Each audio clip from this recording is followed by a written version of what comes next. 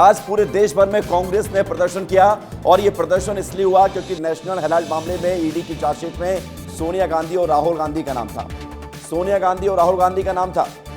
लेकिन इन सबके बीच अब खबर आपको बता रहे हैं, जहां पर अलग अलग तस्वीर प्रदर्शन के साथ नजर आई है।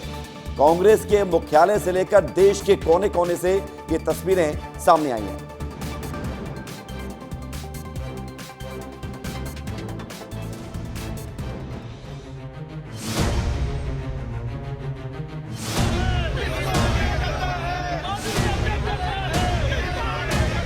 कांग्रेस पार्टी का इस पर राजनीति करने का आधार नहीं बनता है। अगर वेद अवैध संपत्ति कहीं मिलेगी सबसे ज्यादा तो आपकी पार्टी के नेताओं के नाम पे ही मिलेगी। प्रदर्शन किस बात के लिए?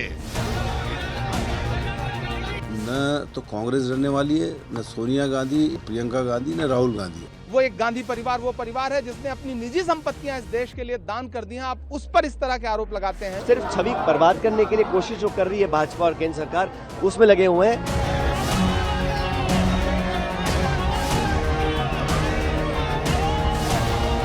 धीरे धीरे करके नेशनल हेराल्ड की सारी प्रॉपर्टीज अंग इंडिया के नाम पर आ गई। क्या आप नेहरू परिवार में पैदा हो गए तो आपको भ्रष्टाचार करने का सर्टिफिकेट मिल गया?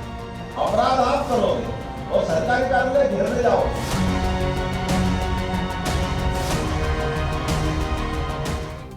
तो इस पूरे प्रदर्शन की तस्वीर हमने आपको दिखा दी है। अब जरा तस्वीर देख लीजिए कि मध्य प्रदेश और छत्तीसगढ़ में किस तरह का प्रदर्शन दिखाई दिया। देख लीजिए आप। मध्य प्रदेश में भोपाल हो, इंदौर हो, रतलाम हो, निवाड़ी हो और तमाम जगहों पर कांग्रेस ने प्रदर्शन किया है। उसके अलावा आप देखिए छत्तीसगढ़ से, तो छत्तीसगढ़ में रायपुर, राजनांदगांव, अंबिकापुर और धमतरी, इन 8 शहरों की तस्वीर आप देखिए। मध्य प्रदेश और छत्तीसगढ़ की इन शहरों में आप देखिए कि कांग्रेस के तमाम नेता कार्यकर्ता इकट्ठा हुए। अंबिकापुर में पुतला जलाया गया। इसके अलावा आप देख रहे हैं कि रतलाम में नारेबाजी हुई है। इंदौर में सज्जन सिंह वर्मा की अगुवाई में प्रदर्शन हुआ है।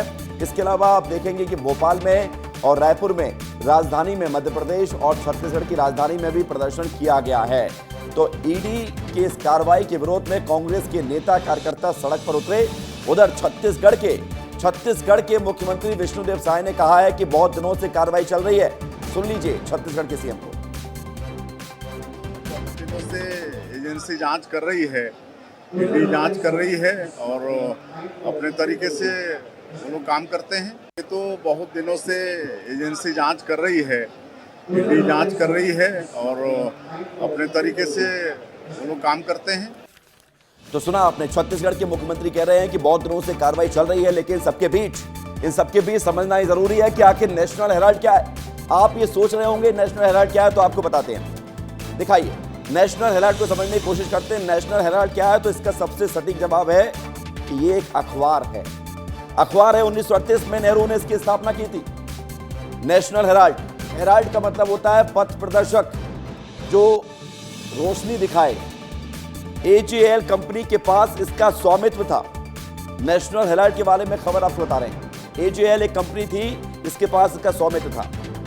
लेकिन सबके बीच विवाद क्या है वो भी जान लीजिए। विवाद को दिखाइए, विवाद को समझिए। AJL पर 2008 तक 90 करोड़ का कर्जा था। 2008 तक 90 करोड़ का कर्जा था। और ये कर्ज किसने दिया था? ये कर्ज कांग्रेस ने दिया था। 2002 से लेकर 2011 तक ये कर्ज दिया गया कांग्रेस के द्वारा।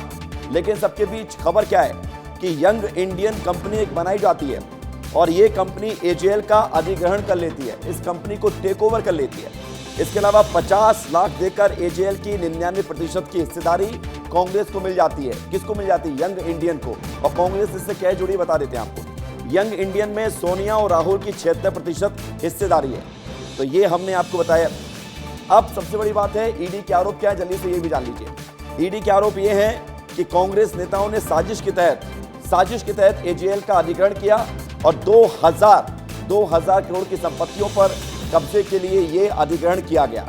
यह ईडी का आरोप है चार्जशीट में। गांधी परिवार की 998 करोड़ की जो आय है वो इसी से हुई है।